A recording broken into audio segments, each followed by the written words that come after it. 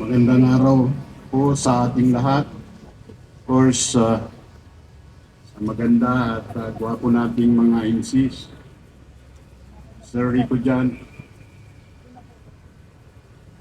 Sa mga kagalang-galang na nabanggit din kanina, ang ating MC at our Honorable Congressman.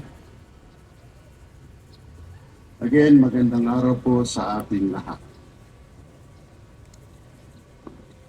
Ngayong araw, ating ginugunita ang ika-129 na anibersaryo ng paglisan ng ating pambansang bayani, Dr. Jose Rizal. Hindi lamang bilang isang martir ng kasaysayan, kundi bilang buhay na inspirasyon ng ating pagka-Pilipino. Sa timang Rizal sa pagbangon ng mga mamamayan, aral at diwa mo ang tunay na gabay.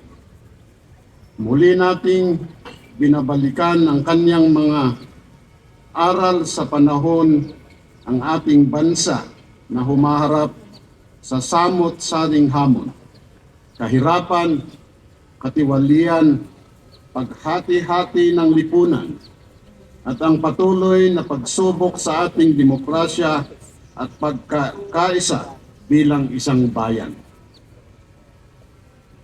Sa kabila ng suliraning ito, malinaw ang paalaala ni Rizal.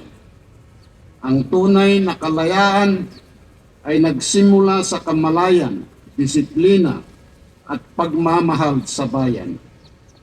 Hindi siya humawak ng armas, ngunit ginising niya ang diwa ng sambayanan sa pamamagitan ng panulat, karunungan at matapang na paninindigan sa katotohanan.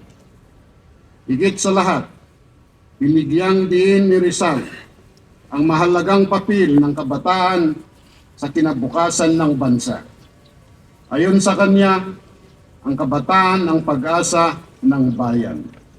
Sa mga kabataan, may malasakit, may prinsipyo, at may tapang na ipaglaban ang tama. Naroon ang pag-asa ng isang mas maunlad, makatarungan, at mapayapang Pilipinas. Sa atin pong lahat na naririto ngayon, ako po ay naniniwala na may pag-asa pa ang ating bayan.